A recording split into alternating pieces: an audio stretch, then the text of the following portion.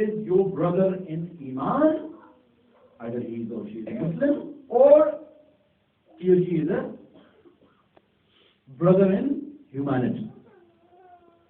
So there are two types of it. So you have to be, the relationship with the human beings, with the other people, has to be very honest.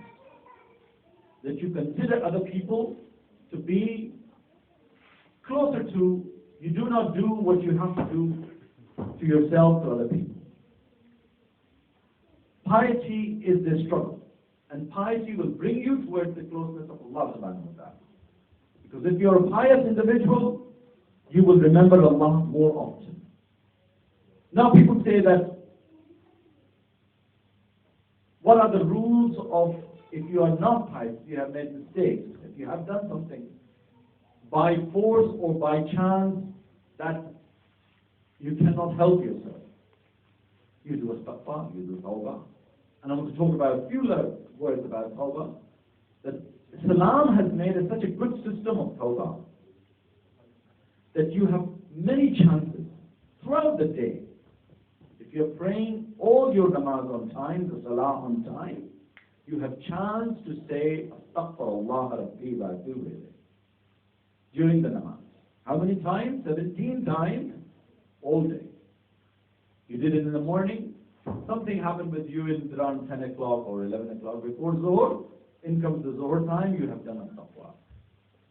So I think that thing which has happened with you by mistake, by chance, or you know that you have made a mistake, you know that you have lied to somebody, you know that you have cheated somebody, but you have astaghfar, and sincerely astaghfar, it's been wiped out. You've been forgiven. Knowingly, what we call it, the stages of astaghfar is so big that once you know that is bad, haram, and knowingly if you do it, that is not astaghfar. Once you've done it, a bigger sin you've done it. But then you astaghfar and you promise that you will not do, at least you convince yourself, next time I will do my utmost best not to do this. Now what you're doing, you're moving towards Allah subhanahu wa ta'ala. The people of Allah are different from the people of this dunya. Of course you have to live in dunya and you have to deal with dunya. But the piety and peace among yourselves which you will get out of piety, that was our Imam's character.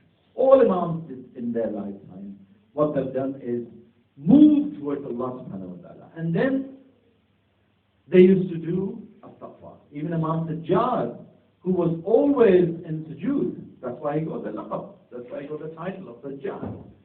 He who used to be always in prostration, always in sujood, used to cry.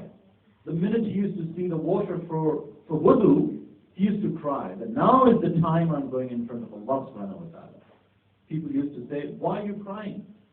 That I cannot stop enough crying for Allah subhanahu wa ta'ala that I may be in wrong doing something.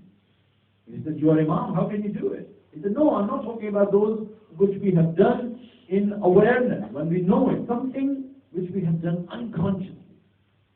Not knowing that we are harming somebody, not knowing that we are doing a wrong thing to somebody. For that I am doing astaghfar. So astaghfar is a very big thing. Then you can do a tasbih of astaghfar. Before you go to bed, you can do astaghfirullah rabbi wa atubu ilayh. Tasbih you can do it. Get a chance to go early as possible to Hajj. What is Hajj? Hajj is also a big step towards your improvement towards your personality. We have in our culture the concept of Hajj, that when we are get rid of all the problems of the world. We've got house, we've got this, we've got that, our children got married, they've got this problem, this exam, that. Then we will go to Hajj. No.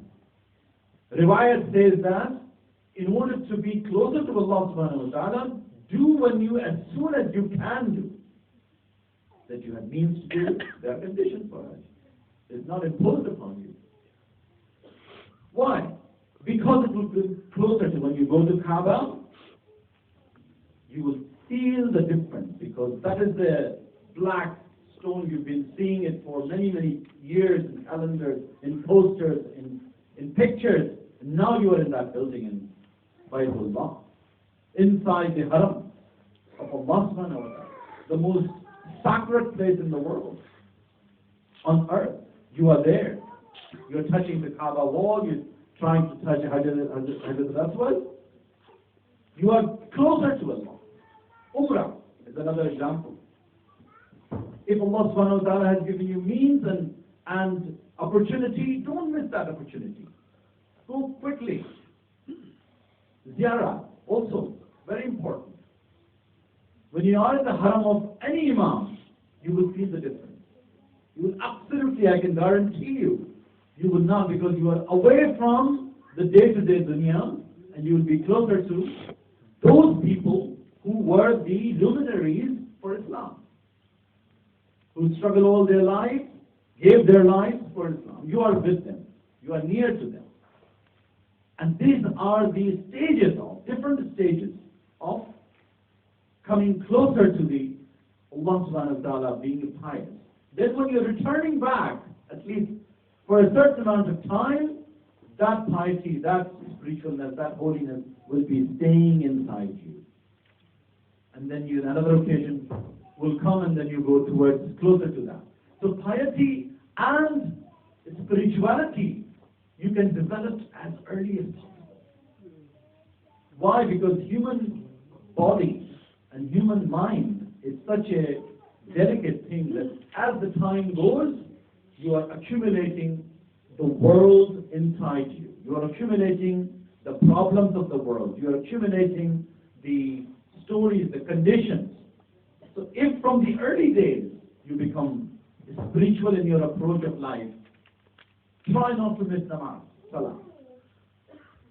Try not to miss a day when you have not prayed at least once. Alhamdulillah, if you can pray 3 times, we don't have to rush 4 or 5 times.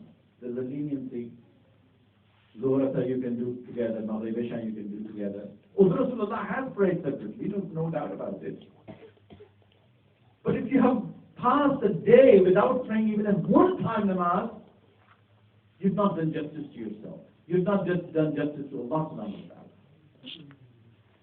Now these are the practical things, because we live a difficult life. We are rushing from job to work, to families, and we sometimes miss time. Okay, if you miss time, do qada. Qada is important. In the evening you can do all 17s together.